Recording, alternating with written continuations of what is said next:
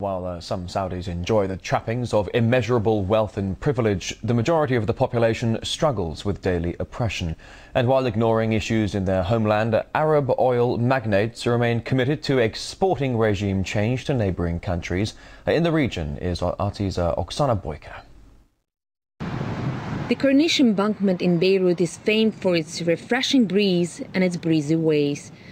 It's a place where headscarves and miniskirts don't come into conflict, even when donned all at once. With a reputation as the most liberal Arab society, Lebanon is oddly becoming a refuge for the citizens of the region's most restricted country. Thousands of Saudis come to Beirut every month in what some call a freedom vacation. I was born in KSA. I suffered a lot there because it's too limited. I have to cover my face, my eyes, my whole body. What? I'm a human being over here. Please look at me. It is here where many Saudi women get a chance to walk the streets all by themselves, and Saudi men can indulge themselves in gambling in Beirut's many casinos, something that would be absolutely off limits at home.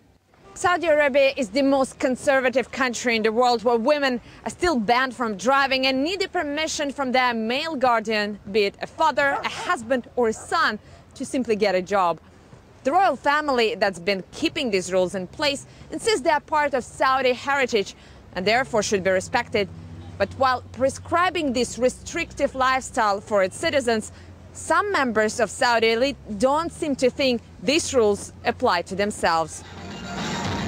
When it comes to cutting loose abroad, some of the Saudi establishment don't exactly present a picture of religious piety. Saudi princes have been seen raining hundreds of thousands of dollars on women in nightclubs, ready cash by their sides. The excesses of the select few and restrictions for everybody else has not gone unnoticed, fueling public discontent that over the past year has been repeatedly met with live rounds. 4 protesters have been killed in Riyadh this year alone, with up to 50 arrested.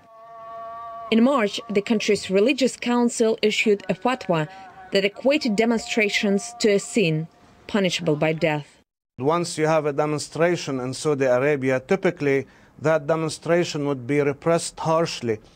And we have heard and seen many reports by independent reporters and human rights organizations verifying this fact. Demonstrations in Saudi Arabia are simply illegal.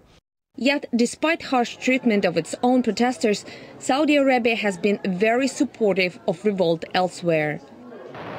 Riyadh was among the first to push for international intervention in Libya, while in Syria it's believed to be the main financier of the rebels. When things did not move as expected, mainly because of the Russian and Chinese vetoes at the UN, I think they decided to play a major role, and by announcing even publicly that they're planning to arm the rebels in Syria. For all its rough tactics at home and abroad, KSA is never scolded by the USA. Riyadh and Washington are currently negotiating a $60 billion sale of advanced American weapons, brothers in arms. Conveniently, they're still not each other's keepers. Oksana Boyko, RT, Beirut, Lebanon.